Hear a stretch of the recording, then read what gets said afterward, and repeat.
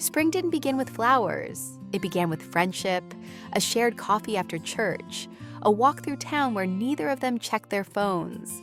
They didn't plan it. They didn't talk about it.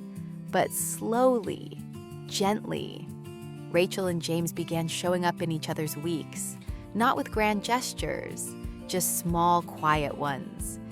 He remembered how she took her tea, no sugar, extra lemon. She noticed he always parked in the back row, closest to the tree with the peeling bark.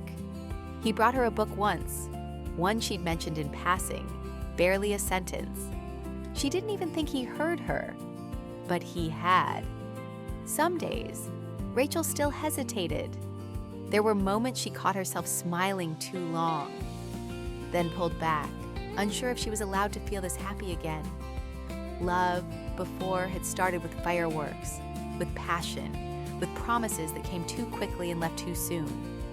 This was different. It was quiet, intentional, patient. James was the same way. He didn't rush, he didn't push. He asked questions that mattered. He listened more than he spoke, and when she needed space to think, he gave it without making her feel like it was a problem. They talked about everything: faith, family, what they'd learned about waiting, what they were still unlearning. One afternoon, Rachel told him, "I'm not in a hurry."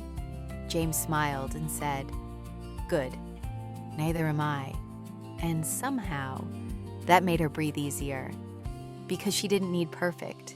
She needed peace. And James gave her peace. Not because he had all the answers, but because he knew who did. One Sunday, they stayed late after church to stack chairs. They worked side by side in comfortable silence. And in that sacred stillness, James finally spoke. He glanced up and with the kindest smile said, "Would it be okay if I called this something?" Rachel looked at him, not with fear, but with softness, because her heart didn't panic, it rested, and something didn't feel vague. It felt like a beginning. They never posted about it, never made it official on social media, but the people closest to them knew, because love doesn't always make noise.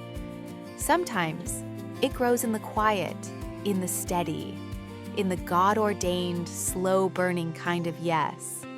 Spring didn't start with flowers. It started with faith and a friendship rooted in peace.